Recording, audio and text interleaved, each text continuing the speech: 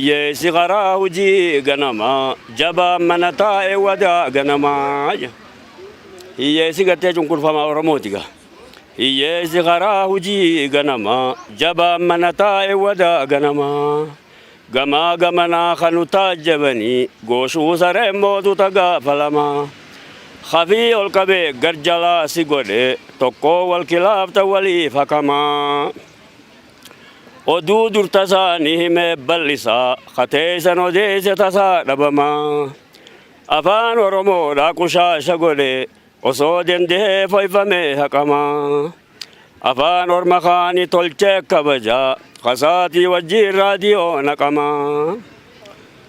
Odoo kaanii tolchanii lolanii xilaanni cabee baqatee dhabamaa.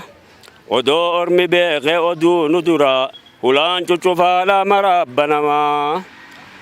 Oduu dur dhageenyaan kalee bilisaa simaa gabrataa tan sodaalma namaa. Abbee deema nyaatee nadhii dhudha'uun afaan simmeessitu yaalma namaa. Abaabuma teeti kalee nagasee karaan isin geenyaan kunoo a'amaa. Ammoo Oromoo wal tahuun ni malaa walii galuu beeki badaan dhabamaa. Hoggaan dhaga'ugaa inni hadiisa hedduu barsiisaa ture gaafa algiboo taa'u. Seenaan isaa cimtuudha odumachi taa'ee hadiisa adda addaa kana barsiisuuti. Joogiraafii ni barsiisa, fannul isaaf ni barsiisa, fiqii ni barsiisa, fannii miiqaataatis ni barsiisa jechuudha. Ammachi boodaan gaa zamana san nuti ijoollee turre jechuudha algiboodha. Achuma boodaan qalamni kun qubeen shaaldaa kajaamu kun asirratti barreeffama kun. Ligiboora dhalatee nuun jee jechuudha.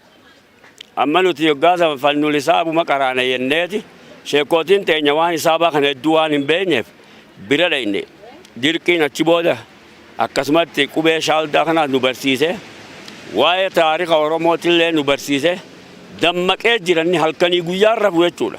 Waa'een Oromoo tun itti dhagahamteeti hoggaa subii salaate booda walaloo saatana qara'u malee akkana jee rafu jechuudha.